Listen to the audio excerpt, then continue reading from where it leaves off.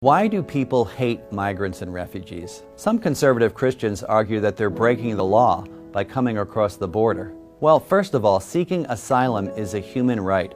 Second, these Christians know that the law is not the only judge of morality. There are unjust laws.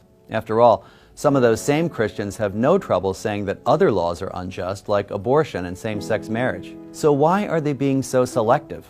Other Christians like Jeff Sessions and Sarah Huckabee Sanders use Bible verses and talk about things being biblical to defend their positions. It is very biblical to enforce the law. That is actually repeated a number of times throughout the Bible. But they must know that the whole thrust of the Old and New Testaments when it comes to migrants and refugees is that we're supposed to welcome them.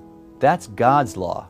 So why are so many Christians still against migrants and refugees? Well, one reason is that they've been so demonized and dehumanized. The president said the other day that they were infesting the country, as if they were vermin. That's the way Nazi leaders talked about Jews, and the Hutu talked about Tutsi in Rwanda, and how Americans talked about Japanese who were interned in World War II.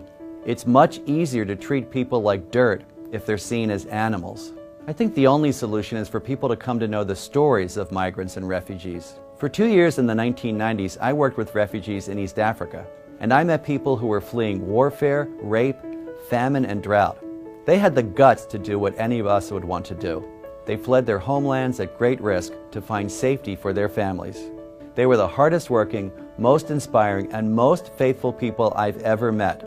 So the next time you're tempted to think of a migrant or a refugee as an animal infesting our country, remember that they're human beings with stories, just like you. And they are doing exactly what you would do if your family were in danger.